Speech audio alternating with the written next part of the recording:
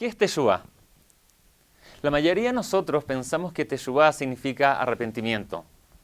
Tratar de borrar las cosas malas que hice en el pasado.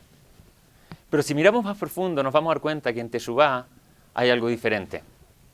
Hace años atrás, me acuerdo que había una película que estaba de moda que trataba de una persona que moría. Y esa persona subía al cielo y tenía que pasar por un proceso de una semana donde le mostraban distintos episodios de su vida que él tenía que defender delante de un tribunal. Y en esa película, que era una comedia, mostraban cómo graciosamente este hombre cometía errores en su vida y una vez que le mostraban ese pedazo de su película, de su vida, tenía que justificar por qué había hecho lo que había hecho. Los sabios cabalistas dicen que el concepto del Geinom no es muy diferente a esto. Se dice que cuando nosotros, después de 120 años, morimos, subimos al cielo y se nos va a mostrar una imagen clara de lo que fue nuestra vida. Y nos van a hacer una pregunta. Esa vida que yo tuve ahí, ¿por qué fue de la forma que fue? ¿Acaso yo no podría haber vivido la vida de una forma diferente? Se cuenta de un jajam que se llamaba el Hiddushei Harim.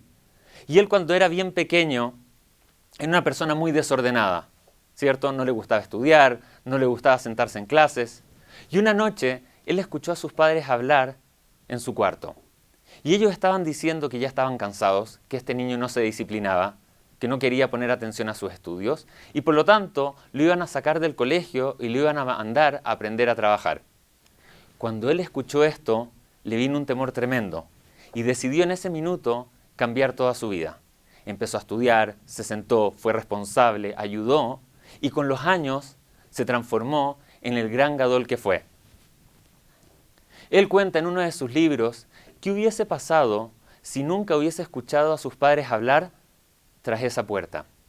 Y él dice, yo hubiera muerto después de 120 años, hubiese llegado al Shamaim y me hubieran preguntado, ¿dónde están todos los libros que tú tenías que escribir? ¿Dónde están todas esas yeshivot que tenías que fundar? Esos hogares de niños, esos hogares de ancianos.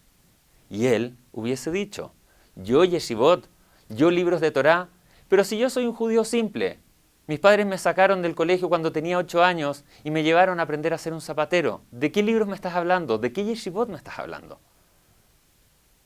Sin embargo, la verdad es que eso es lo que nos pasa a cada uno de nosotros.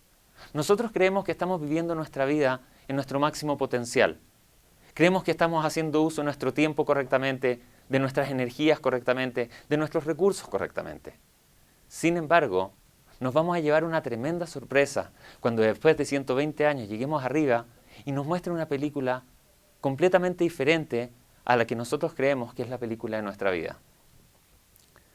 Los sabios dicen que una persona, antes de nacer, se le muestra una imagen clara de qué tipo de vida esa persona debiese llevar en este mundo.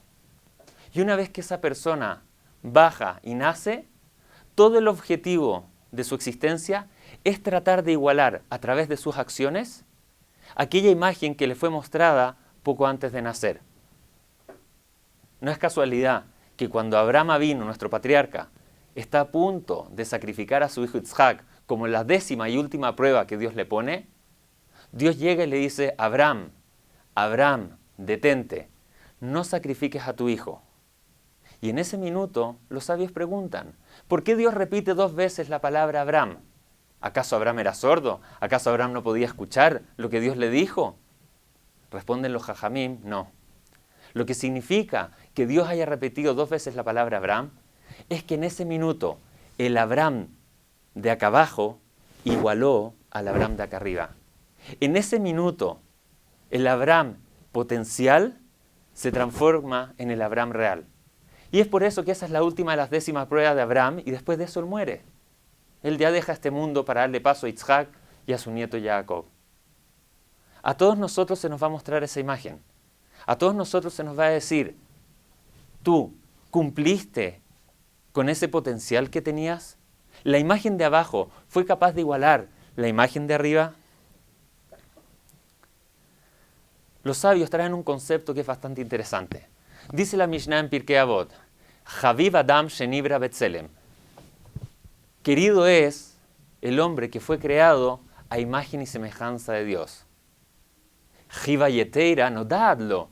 Shenibra Betzelem. Pero una muestra mayor del cariño que Dios le tiene al hombre es el hecho que le informó que fue creado a imagen y semejanza de Dios. Tratemos de entender, ¿qué significa que el hombre fue creado a imagen y semejanza de Dios? ¿Acaso Dios tiene cara, tiene pies? No.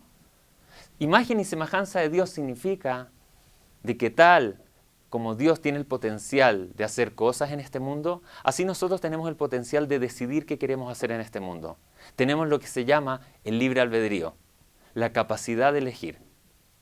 A ver, entendamos entonces lo que dicen los Jajamim.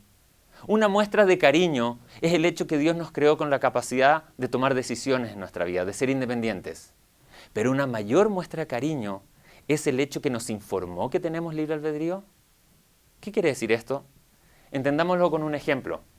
Imagínate hay un vagabundo en la calle, ¿cierto? Está ahí tirado, durmiendo, tapándose con periódicos, ¿cierto? Tiene un carro de supermercado con un par de tonteras y cajas. Y de repente llega una persona multimillonaria y lo ve y se apiada de él. Saca su billetera y escribe un cheque por $2 millones. Pero sin despertar al vagabundo, le pone el cheque, ¿cierto?, en el bolsillo de su camiseta. ¿Qué va a pasar cuando ese vagabundo se despierta la mañana siguiente? Lo que él va a hacer es ir al próximo bote de basura a buscar comida y desperdicios para seguir comiendo. ¿Por qué? Porque a él no le fue informado que tiene un cheque por $2 millones. ¿En qué posición ese vagabundo está mejor? ¿Antes de recibir el dinero o después de recibir el dinero? Antes de recibir el dinero, por lo menos sus acciones tienen una justificación. Pero ahora el hecho que él tiene $2 millones, se puede comprar una casa, puede comprar comida, puede contratar sirvientes y sigue actuando como un vagabundo, es una tragedia mucho más grande. Eso es a lo que se refieren nuestros sabios. Una muestra mayor del cariño que Dios nos tiene es el hecho que nos informó que tenemos la posibilidad a través de nuestras acciones, a través de nuestras decisiones, de cambiarnos a nosotros mismos y con eso cambiar el mundo entero. Un ejemplo más para terminar. Moshe Rabbeinu. Moshe Rabbeinu se crió en la casa del faraón, con todas las riquezas y todos los lujos. Sin embargo, por algunas circunstancias, Moshe escapa y se va a vivir al desierto, donde se transforma en un pastor. Y nosotros vemos que Moshe todos los días se levanta y ¿a qué se dedica? A cuidar ovejitas, a darles de comer, a alimentarlas, a darles agua, ¿cierto? Y uno piensa, Moshe Rabbeinu, alguien que tiene la capacidad de hacer algo mucho más grande, ¿se dedica a ser un pastor? ¿A eso vino a él este mundo? No es casualidad que la Torá cuenta que un día Moshe Rabbeinu va en el desierto con las ovejitas y de repente ve algo extraño. La Torá dice que Moshe se salió de su camino. Moshe salió de su zona de confort, de su estado de comodidad, para ver algo diferente. Y Moshe va caminando y de repente ve una zarza ardiendo. Y Moshe se acerca y dice, qué extraño, hay una zarza que tiene fuego, pero no se consume. ¿Qué significa eso? ¿Una zarza que tiene fuego pero no se consume? Y Moshe en ese minuto vio algo más que un milagro simplemente de una zarza que no se consume. Lo que Moshe Rabbeinu vio ahí fue un potencial, fuego, que no se materializa, no consume. Moshe Rabbeinu se vio reflejado a sí mismo en esa zarza. Él, en ese momento, lo que le llamó la atención es ver que esa zarza le estaba mostrando lo que él mismo estaba haciendo con su vida. Potencial no materializado. Yo, Moshe Rabbeinu, ¿voy a ser un pastor? Quizás tengo el potencial de hacer algo mucho más grande en mi vida. Y es por eso que en ese minuto Dios se le aparece. Y va y le dice, Moshe, anda y saca a los judíos de Egipto. Y en ese minuto Moshe, ¿qué responde? Lo mismo que responderíamos nosotros. Yo sacar a los judíos de Egipto, pero si yo soy un simple pastor, yo soy un simple economista, un abogado. ¿Tú quieres que yo tome responsabilidad por todo el pueblo judío? Yo no soy capaz de hacer eso. ¿Cómo castiga Dios a Moshe en ese minuto? Con Zarat, una lepra que venía por hacer la Lashon Hará, por hablar mal. ¿Hablar mal de quién? De él mismo. El no convencerse que él es capaz de lograr algo mucho más de lo que está haciendo en ese minuto. Y Dios le dice, Moshe, vas a ir y vas a sacar al pueblo, porque tú tienes la capacidad, porque yo te lo estoy diciendo. Y en ese minuto Moshe va y saca al pueblo judío de Egipto, y los conduce por el desierto, y les entrega la Torá, y los lleva durante 40 años hasta dejarlos a la entrada de Eretz Israel. Cuando Moshe Rabbeinu es ordenado por Dios de ir a sacar a los judíos de Egipto, Moshe Rabbeinu le dice a Dios, Dios, yo no puedo sacarlos, yo no soy un hombre de palabras. Los sabios explican que aparentemente Moshe Rabbeinu era tartamudo. Y él dice, yo no soy un hombre de palabras, ¿cómo yo me voy a enfrentar al faraón, la potencia mundial más grande del mundo? Pero Dios le dice, tú puedes hacerlo. Si yo te lo digo, es porque tienes la capacidad y el potencial de hacerlo. Anda y hazlo. ¿Cómo comienza el último libro de la Torá? Ele devarim asher diver Moshe et kol Israel. Estas son las palabras que habló Moshe a todo Israel. Imagínense la escena. 3 millones de judíos y Moshe parado frente a ellos, hablando, dando el último discurso de aliento a los judíos antes de entrar a Eretz Israel y que él muera. ¿Y cómo dice la Torá? Ele devarim asher diver Moshe et kol Israel. Estas son las palabras que Moshe habló a todo Israel. En ese minuto, Moshe se transforma en un hombre de palabras. 40 años atrás Moshe dijo, Dios, yo no soy un hombre de palabras, yo no puedo sacar a mi Israel de Egipto.